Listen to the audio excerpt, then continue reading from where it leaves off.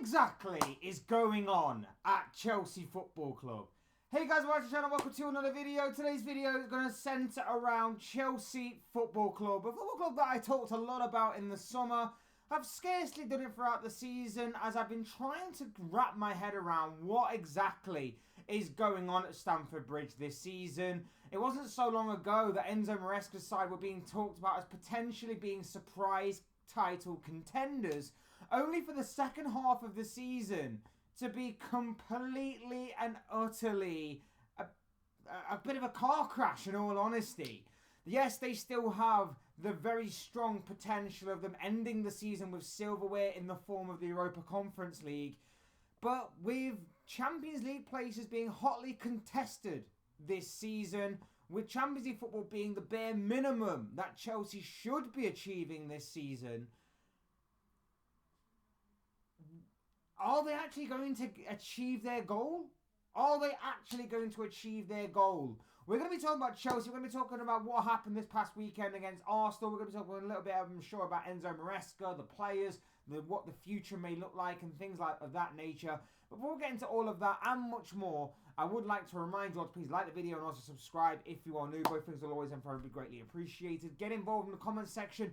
Let me know your thoughts, your comments, opinions, predictions, feelings, whatever you want to call it, that I'm sure will make for great and interesting reading down below. So please do use and abuse that comment section. People enjoying the conversation of Chelsea Football Club. Would love to know what you guys have to say on this.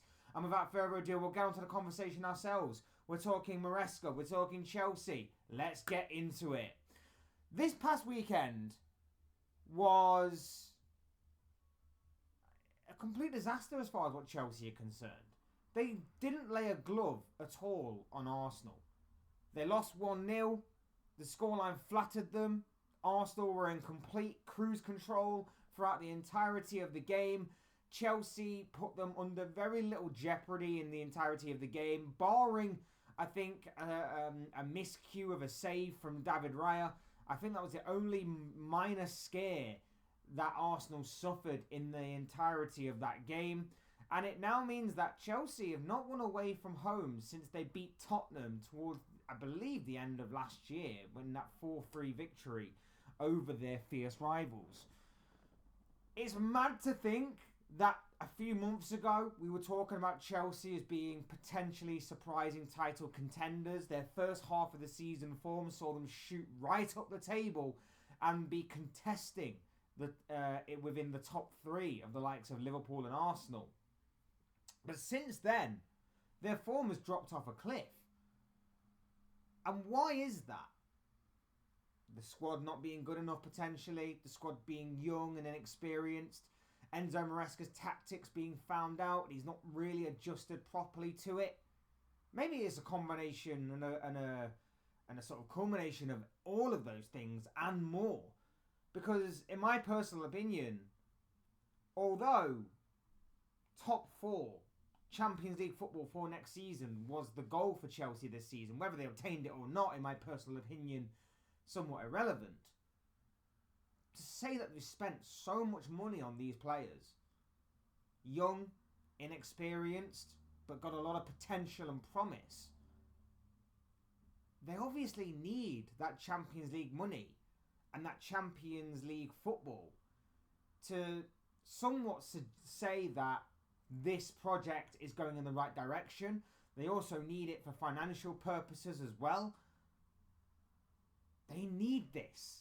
It's a desperate time for them, and they may not even get it. When you look at how close things are right now in the race for Europe, whether it be Champions League, whether it be Europa League, or whether it be Europa Conference League, it's so tight.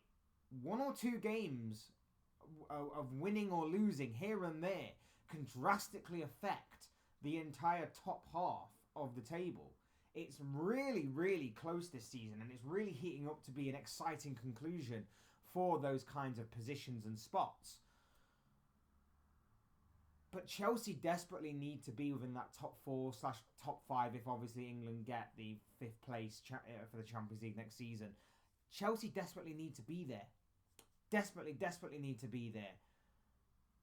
But they might not be. They might not be, and it will be a massive worry if they don't get there.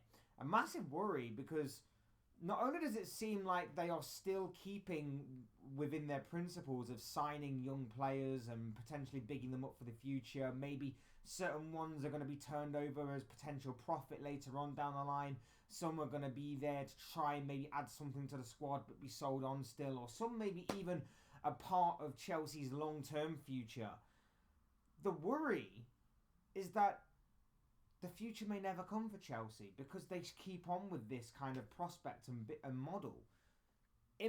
On the flip side of things, I drastically think that if Chelsea were to go out this summer and they were to get a world-class goalkeeper and they were to get an absolute colossus and leader of a centre-back and they were to go out there and get an ice-cold finisher, an absolute killer in front of goal, as far as what I'm concerned, that would, in my opinion, put them to being genuine title contenders.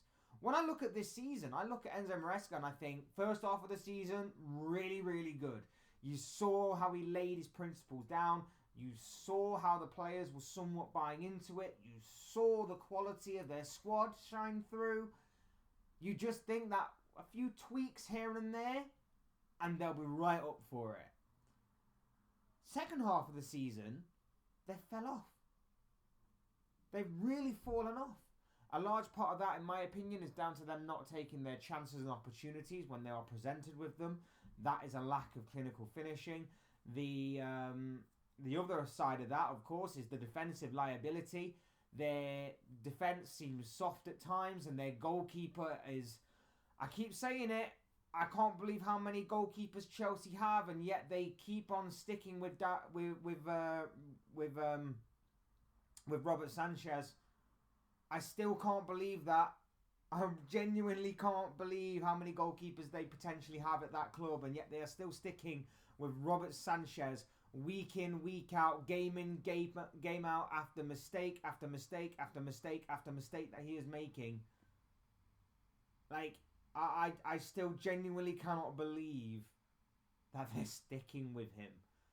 If you're one of the Chelsea goalkeepers that sat on the bench game in, game out, or even in the reserves, and you're seeing this guy continuously make a muppet out of himself, you've got to be thinking, what the hell am I doing here? What am I doing at Chelsea? How is this guy getting game time ahead of me, despite the fact that he's making constant mistakes week in, week out? It's baffling to me. So, I see Chelsea drastically being very close to maybe being title contenders if they can obviously get those three positions completely filled with some actual top quality, here and now, ready to go type of players. But I also see Chelsea, if they continue with this business model that they're going through right now, as maybe slipping away. Now, eventually, maybe they'll throw enough money at it that maybe one day it works. But are their top players that are there right now going to wait for that? Let's say they don't get Champions League football this season, for next season. What happens with the likes of Cole Palmer? What happens with the likes of Moises Caicedo? How long do those types of players wait for Chelsea to achieve certain goals before they go, hang on a minute, we're not winning anything here, and my quality is somewhat outgrown this. I've outgrown this project. I'm ready to go on and taste silverware. This isn't for me anymore. How long before that happens? Because Champions League may be the building block, but is the progression going to progress from there? Are you going to start building? Are you going to start getting the ready-made players rather than the ones that are there for the future? That's my question for Chelsea. Like, are they going to progress, or are they just going to continue to go down this business model and hope that together these players grow, and the ones that either rise to the occasion and rise to their potential stay, and the ones that don't are sold and flipped for money and profit later on down the line? I'm very intrigued to know what exactly is going on with Chelsea right now. I'm putting it in very vague terms because honestly, I genuinely don't know for sure, or in great detail, Chelsea and their master plan here. And I've said all along, it's been a bit chaotic, and even at times where the chaos sort of cleared and there did seem to be method to their madness, I still needed something more long term. I still needed to obviously see the project in motion over a longer period of time, rather than it just be a bit of a flash in the pan, a bit of a purple patch kind of thing. I needed something to feed off of long term before I said, you know what, maybe I was wrong to call this absolute madness. Maybe I was wrong to say that there is no method to this at all. And so far I've been proven right. Is that maybe down to the manager? Is that maybe down to certain players? Is that down to the method of the Chelsea board and the people in power at the club? I'm not 100% sure. Maybe it's a combination of all of them. I'm still not completely sold on Enzo Maresca. I have to be honest. I'm not completely sold on him. I think certain mistakes he's made this season, I think Mauricio Pochettino in particular would have been absolutely crucified for last season if he'd have made them kind of mistakes and those kinds of decisions. But for whatever reason, certain Chelsea fans are seemingly on board with his ideas and seemingly sympathising with the position he's in. Like I say, I think certain players are not good enough. I think certain players... It's always difficult when you've got a lot of potential and you've got a lot of young players, because I don't think they can all grow together. I don't necessarily think it's ever worked in football. I don't think it's ever really been tried, in all honesty. But on paper, it seems it doesn't look like it can work.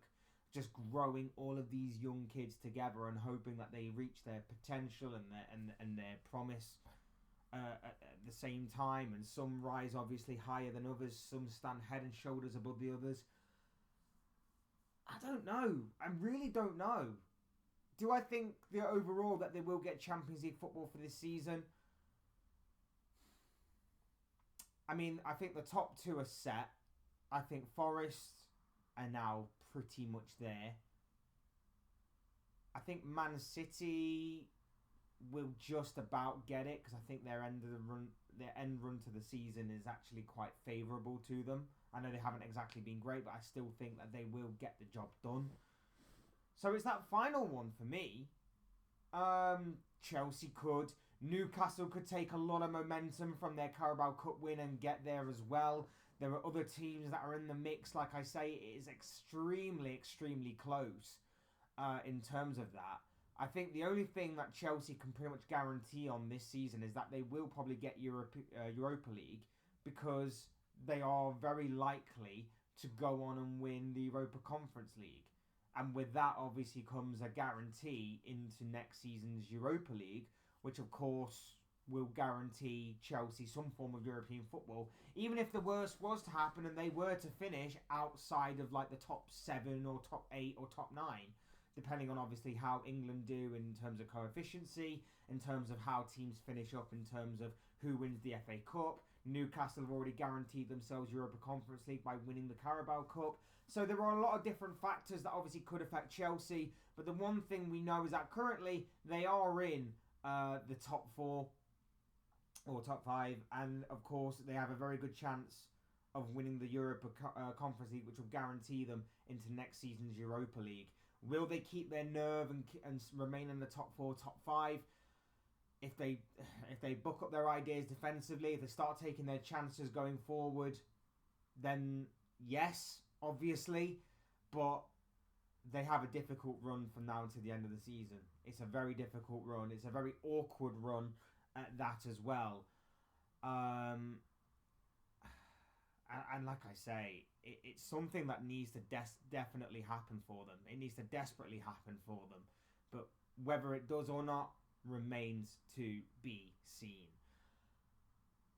Those are my thoughts, comments, opinions, predictions, feelings, whatever you want to call it, on Chelsea, the situation at Chelsea Football Club. I'd love to know what you guys are thinking and feeling down below in the comment section. So please do get involved in the conversation and let me know what you think about Chelsea, about Enzo Maresca, the players, the board, the hierarchy, the sort of business model of Chelsea right now. All of that good stuff will coming from you, I'm sure, will make for great and interesting reading down below in the comment section. Otherwise, hit the like button on the way out if you enjoy the video. Subscribe if you are new or want to see more content like this. Both things will always and forever be greatly appreciated. And as always, thank you all so much for watching and listening. I've been Fletch. This has been another Fletch Talks video. And I will see you and speak to you all again soon in another video or live stream or whatever it may be. Cheers, guys. Thanks everyone for watching. Take care. Enjoy the rest of your day. And I'll speak to you all again very, very soon.